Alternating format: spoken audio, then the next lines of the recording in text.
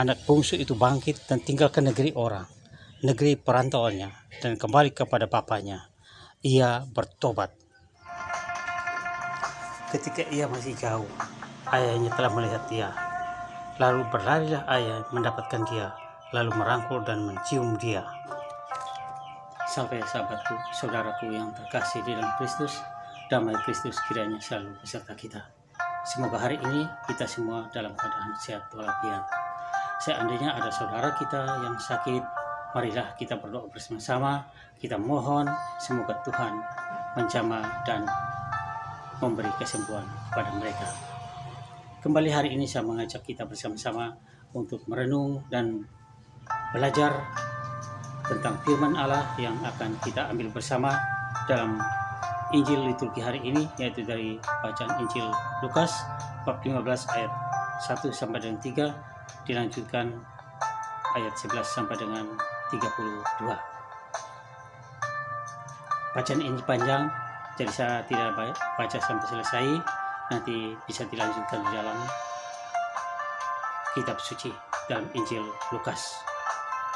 Karena bacaan ini sangat familiar. Ketika orang baru mendengar bacaan anak hilang, mungkin orang sudah kenal semua karena kita sering bacakan ini, dan bacaannya cukup sangat menarik.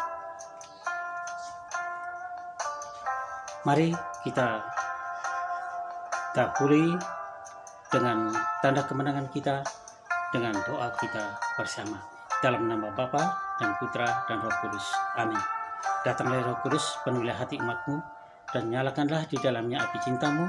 Utuslah rohmu, maka semuanya akan dijadikan lagi, dan engkau akan membaharui muka bumi. Ya Allah, engkau mengajar hati umatmu dengan penerangan Roh Kudus. Berilah kami dengan perantaraan Roh Kudus itu kebijaksanaan yang sejati, serta kurnia selalu merasakan tira atas penghiburannya, karena Kristus Tuhan kami. Amin. Dalam nama Bapa dan Putra dan Roh Kudus. Amin. Inilah Injil Yesus Kristus menurut Lukas. Dimuliakanlah Tuhan. Para pemungut cukai dan orang-orang berdosa biasa datang kepada Yesus untuk mendengarkan Dia. Maka bersungut-sungutlah orang-orang Farisi dan ahli Taurat. Katanya, Ia menerima orang-orang berdosa dan makan bersama-sama dengan mereka. Maka Yesus menyampaikan perumpamaan ini kepada mereka. Ada seorang mempunyai 2 anak laki-laki. Kata yang bungsu kepada ayahnya, "Bapa, berikanlah kepadaku bagian harta milik kita yang menjadi hakku."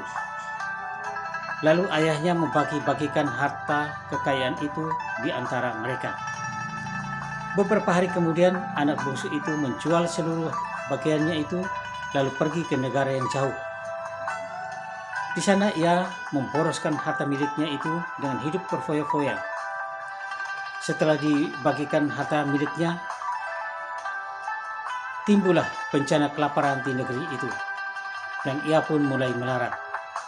Lalu ia pergi dan bekerja pada seorang majikan di negeri itu. Orang itu menyuruhnya ke ladang untuk menjaga babi. Lalu ia ingin mengisi perutnya dengan ampas yang menjadi makanan babi itu, tetapi tidak seorang pun yang memberikan kepadanya. Lalu ia menyadari keadaannya, katanya, "Betapa banyak orang upahan Bapakku yang berlimpah-limpah, tetapi aku di sini mati kelaparan. Aku akan bangkit dan pergi kepada Bapakku dan berkata kepadanya, Bapa, aku telah berdosa terhadap surga dan terhadap Bapa. Aku tidak layak lagi disebut anak Bapa. Jadikanlah aku sebagai salah seorang upahan Bapa." Maka bangkitlah ia dan pergi kepada bapaknya. Ketika ia masih jauh, ayahnya telah melihat dia. Lalu tergeraklah hatinya oleh belas kasihan. Ayah itu berlari mendapatkan dia, lalu merangkul dan mencium dia. Kata anak itu kepadanya, "Bapa, aku telah berdosa terhadap surga dan terhadap Bapa. Aku tidak layak lagi disebut anak Bapa." Tetapi ayah itu berkata kepada hamba-hambanya, "Lekaslah bawa kemari jubah yang terbaik dan pakaikanlah kepadanya. Kenakanlah cincin pada jarinya dan sepatu pada kaki. Dan ambillah anak lembu tambun. Sembelilah dia dan marilah kita makan dan bersuka cita." sebab anakku ini telah mati dan menjadi hidup kembali. Ia telah hilang dan didapatkan kembali. Demikianlah sabda Tuhan, terpujilah. Sahabatku, saudaraku yang terkasih di dalam Kristus. Sekali lagi saya memberitahukan bahwa ini bacaan Injil panjang, jadi kelanjutannya nanti bisa dibaca di dalam kitab Injil Lukas bab 15 ayat 11 sampai dengan 32.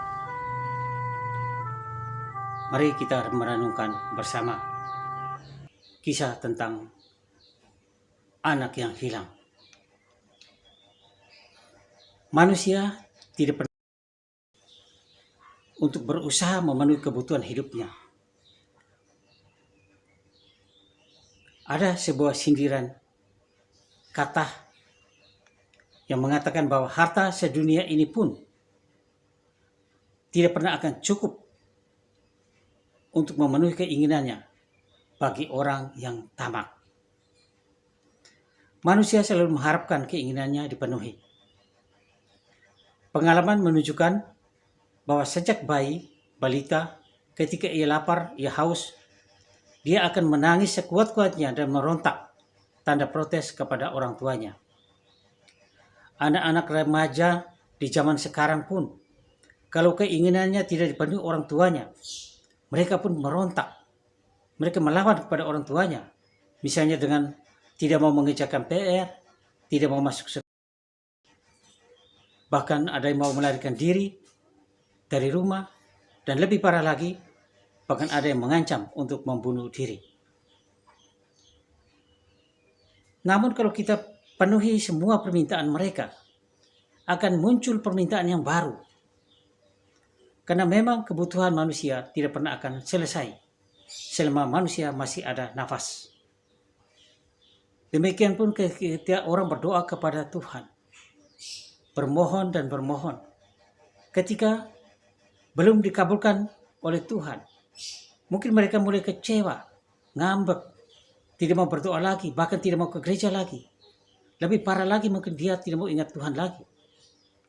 Tapi seandainya dipenuhi Tuhan, diberkati Tuhan, dikabulkan oleh Tuhan, itu tidak bisa menjamin dia akan terus berdoa. Tidak akan menjamin dia untuk terus berdekat dengan Tuhan, berrelasi dengan Tuhan, untuk terus datang ke. Mungkin hal ini cukup membingungkan bagi Bapa atau orang tua di atas muka bumi ini.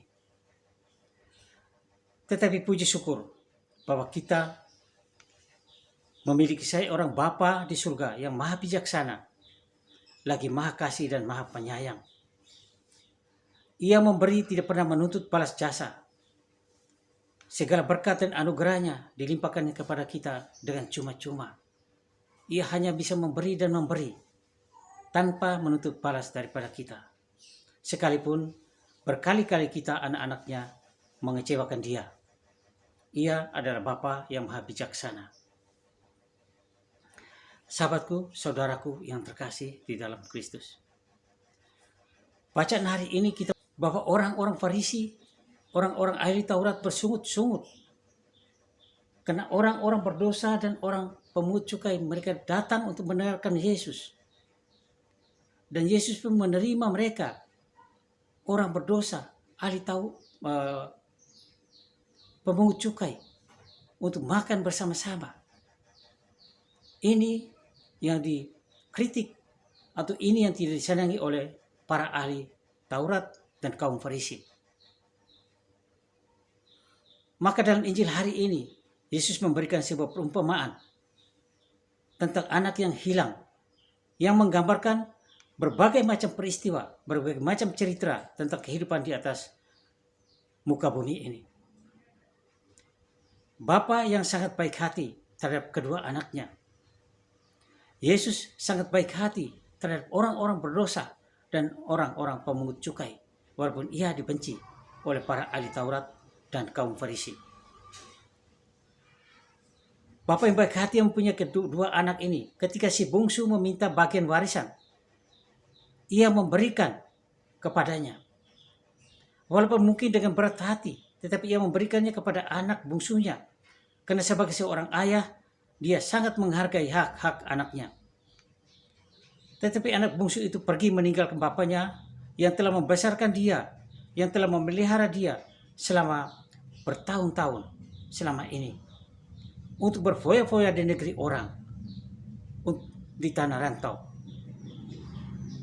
Namun peristiwa alam memperingatkan dia akan kedurhakaannya kepada orang tuanya melalui bencana kelaparan yang menimpa negeri itu. Dia mulai jatuh miskin dan melarat. Bahkan untuk mengisi perutnya pun hanya dengan ampas yang menjadi makanan babi. Inilah yang menyadarkan dia akan kesalahannya yang telah ia perbuat terhadap bapaknya yang sangat baik hati. Lalu ia bangun dan berjalan berbalik arah, kembali kepada bapaknya dengan penuh penyesalan dan pertobatan. Dan ayah yang sangat baik hati itu menyambut dia dengan pelukan kasih mesra, dengan pesta syukur bagi anak bungsunya itu. Tetapi sikap anak sulung bertolak belakang dengan ayahnya. Ia tidak bergembira, ia kecewa, ia tidak terima dengan perlakuan ayah terhadap adiknya yang durhaka itu. Karena ia merasa lebih pantas untuk dihargai, untuk diperhatikan, ataupun dipuji, karena ia telah bekerja untuk ayah selama ini, daripada adiknya yang durhaka itu, yang telah berfoya-foya menghabiskan harta warisan ayahnya. Sikap anak sulung ini mencerminkan karakter orang yang membenarkan diri. Ia tidak setuju kalau hadiah pesta itu diberikan kepada adiknya. Ia merasa dirinya lebih layak mendapat kehormatan, mendapatkan pujian dari ayahnya, karena selama ini ia bekerja bersama ayahnya. Bagi dirinya, harga dirinya lebih penting daripada nyawa adiknya sendiri, daripada sukacita dalam keluarga karena kepulangan si adik bungsu ini.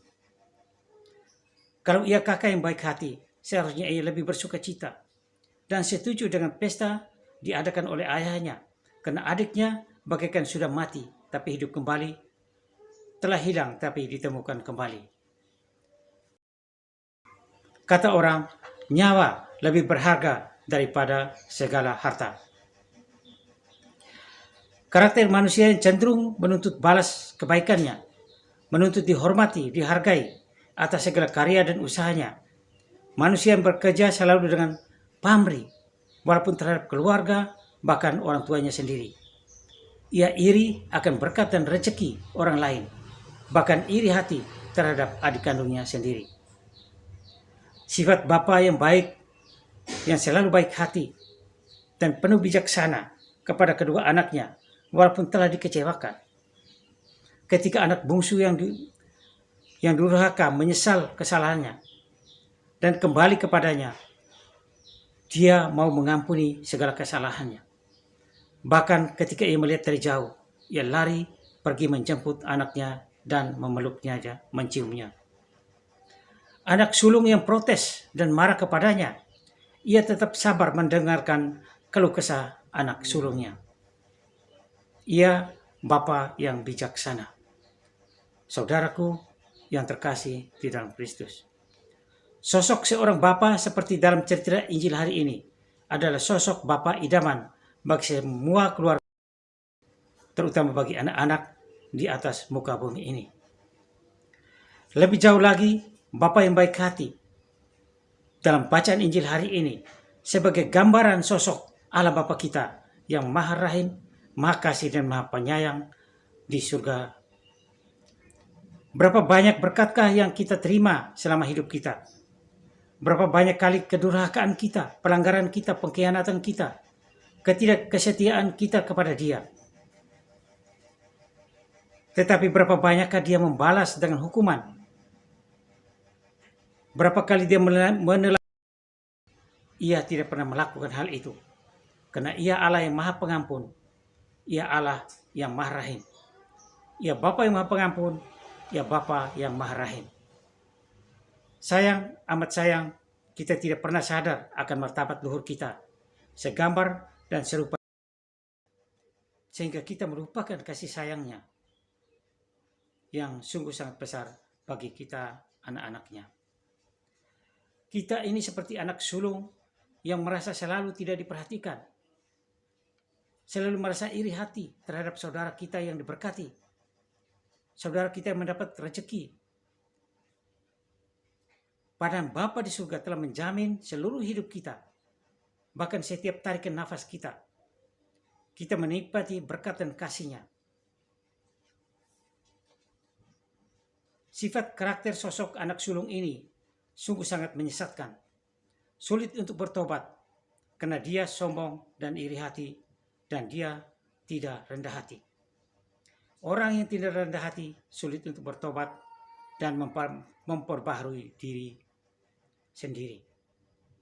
Sedangkan anak bungsu, dia mengakui kesalahannya, menyesal atas segala perbuatannya, lalu ia berbalik arah langkah hidupnya kembali kepada Bapa dengan tekad hati yang bulat, mau menjadi hanya sebagai seorang hamba, seorang hina di hadapan Bapaknya, dan berjanji mau taat, patuh, dan setia pada kehendak Bapa bungsu. Mungkin pada awalnya orang melihat bahwa anak bungsu ini anak yang kurang ajar, anak yang tidak berbalas budi kepada orang tua. Tetapi ternyata anak bungsu ini anak yang paling mulia, karena dia merasa bersalah, dia bertobat, dan dia kembali kepada Bapa. Demikian pun di masa tobat ini kita perlu mengambil sikap anak bungsu, mau menyadari, menyesali segala kesalahan, pelanggaran, dosa kita, dan berbalik berjalan menuju Allah Bapa yang Maha Rahim, Allah Bapa yang Maha Pengampun. Kalau kita sudah terlalu jauh merantau, menjauh dari Bapa di surga, segera berbalik arah, melangkah kembali menuju Bapa. Kita harus percaya dengan iman bahwa ketika kita datang dengan rendah hati sebagai sikap anak bungsu itu, maka kita pun akan dipeluk dan dirangkul oleh Bapa di surga dengan penuh kasih sayang. Maka baiklah di masa retret agung ini, di masa bertobat ini, kita jadikan momen yang sangat berharga untuk memperoleh kembali kasih sayang seorang Bapa di surga yang mungkin hilang oleh karena kedurhakaan kita, oleh karena dosa dan kesalahan kita. Tinggalkan dan buanglah jauh-jauh sifat dan karakter anak sulung. Jangan kita seperti anak sulung itu yang merasa telah bekerja banyak untuk Allah dalam segala kegiatan dan aktivitas, entah sebagai ini, entah sebagai itu. Entah setiap hari kita tidur di gereja, full time untuk kegiatan gereja, tapi hati kita tidak bersatu dengan Tuhan. Hati kita tidak hadir di hadirat Allah, karena kita terikat oleh kesombongan dan keangkuhan untuk dipuji dan dihormati, dihargai, oleh karena telah berjasa banyak bagi gereja. Di masa tobat ini, tinggalkan sifat yang menyesatkan ini dan kembali berjalan bersama anak bungsu menuju rumah Bapa untuk memperoleh hidup baru, hidup dalam kasih-Nya karena Anda bertobat. Demikianlah renungan kita hari ini. Marilah kita berdoa. Ya Bapa, mampukanlah kami untuk mempersiapkan diri menyambut Paskah kebangkitan Tuhan dengan laku tobat dan kembali kepadamu. Amin. Kemuliaan kepada Bapa dan Putra dan Roh Kudus, seperti pada permulaan, sekarang, selalu, dan sepanjang segala abad. Amin. Terpujilah keluarga kudus Nazaret Tuhan Yesus, Bunda Maria dan Santo Yosef, sekarang dan selama-lamanya. Amin. Semoga Tuhan Yesus Kristus selalu memberkati kita semua. Dalam nama Bapa dan Putra dan Roh Kudus. Amin. Salve, salam damai sejahtera Tuhan kita Yesus Kristus.